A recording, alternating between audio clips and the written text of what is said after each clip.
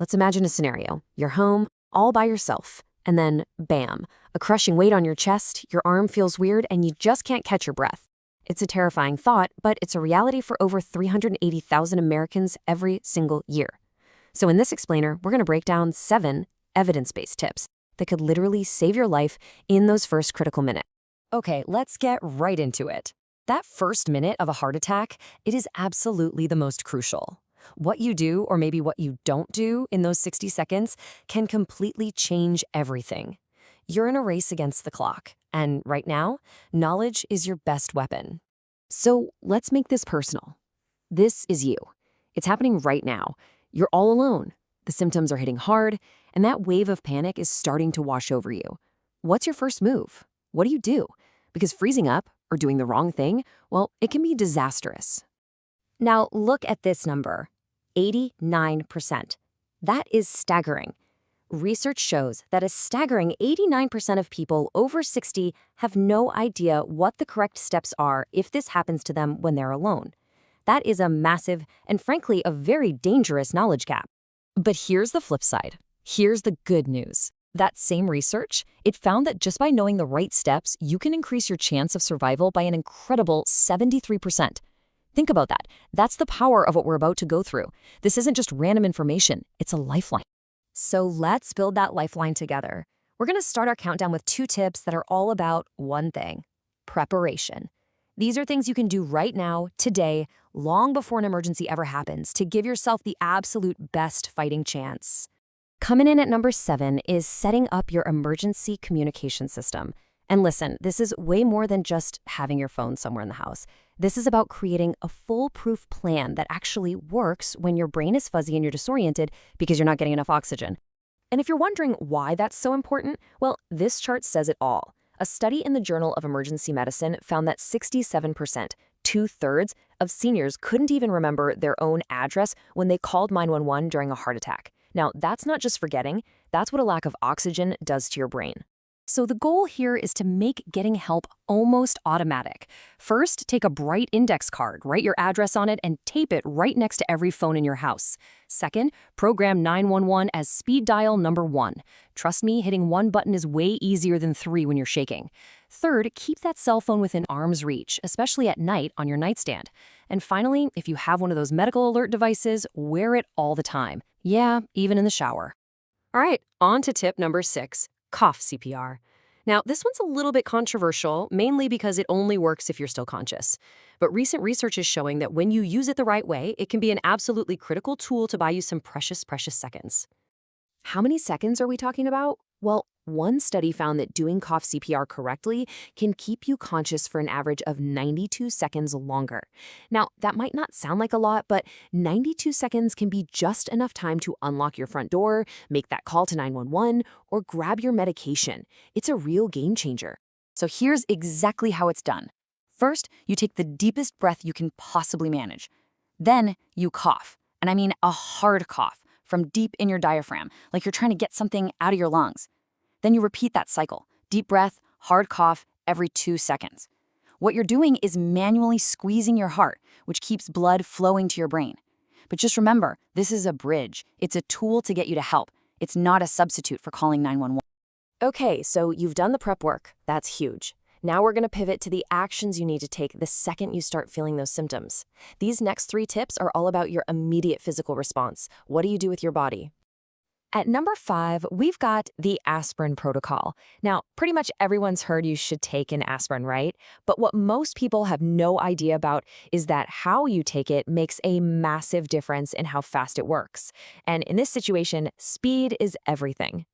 This data from UC San Diego really drives the point home. If you chew a 325 milligram aspirin, it gets to where it needs to be in your blood in just 14 minutes. If you swallow it whole, 26 minutes. You have to chew it. Those extra 12 minutes are literally moments when your heart muscle is dying. Chewing is up to 50% faster because the aspirin starts absorbing right through the lining of your mouth. All right, on to number 4. Assume the cardiac position. It sounds so simple, but the way you position your body can seriously change the workload on your heart and help keep blood flowing to your brain. It's a simple, passive action that has a really powerful effect. So here's what you're going to do. You sit down, lean back against a wall or some pillows at about a 45-degree angle, and bend your knees. This is called the semi-Fowler's position. It basically uses gravity to ease the strain on your heart and make it easier to breathe. Loosen up any tight clothing, your collar, your belt, and hey, if you feel like you might pass out, carefully get yourself to the floor and roll onto your side in what's called the recovery position. Tip number 3 is all about fighting your body's natural instincts. When you panic, you start to hyperventilate. You take these short, gasping breaths. But that actually starves your heart of oxygen. This controlled breathing method can fight that urge, and it's even been shown to reduce damage to the heart muscle. Here's the technique. It's called paced diaphragmatic breathing. You're going to breathe in slowly through your nose for a count of 4. Then hold it for 4. And then, and this is the most important part, you exhale slowly through pursed lips like you're blowing out a candle for a count of 6. That long exhale is the key. It activates the system in your body that naturally slows down your heart rate. It's a good idea to practice this when you're calm, so it feels natural in a crisis. We are now at the top of our countdown. These final 2 tips are without a doubt the most critical actions you can possibly take. They tackle the biggest, deadliest roadblocks that stand between you and survival. And the number 2 most important tip is the emergency door unlock protocol. This deals with a tragic and honestly a surprisingly common problem. The paramedics arrive at your house, lights flashing, but they can't get to you because the front door is locked. Look at this number. 11 minutes. A locked door delays paramedics from getting to you by an average of 11 minutes.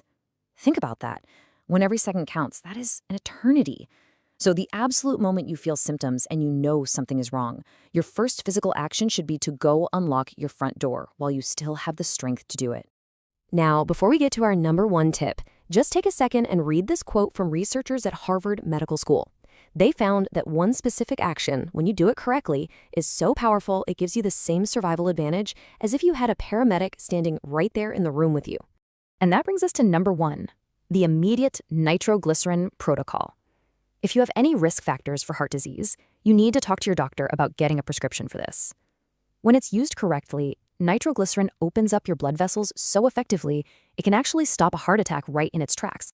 But using it correctly is everything. You have to be precise. First, sit down. Don't do this standing up. Place 1 tiny tablet under your tongue and just let it dissolve. Don't swallow it. Set a timer on your phone for 5 minutes. If your symptoms are still there, take a second one. If they're still there after another 5 minutes, take a third and final tablet. And this is key. Never take more than 3 tablets in a 15-minute window. And a few really critical safety notes here. Always keep it in its original dark glass bottle. Light destroys it. And you have to replace it every 6 months because it loses its power. Now, this is crucial. Do not take it if you've recently taken any erectile dysfunction medications like Viagra or Cialis. The combination can be fatal. And for the maximum benefit, chew that aspirin first, then use the nitro. So there you have it, 7 evidence-based techniques that really do form a blueprint for survival. But you know, a blueprint is totally useless if it just sits on a shelf collecting dust. Knowledge is only powerful when you pair it with preparation and with action. Which really just leaves us with this one last critical question. You now have the knowledge that can boost your survival odds by 73%. The question isn't, what should I do anymore? The question is, are you actually prepared to do it? Please, go through this list today. Your life could very well depend on it.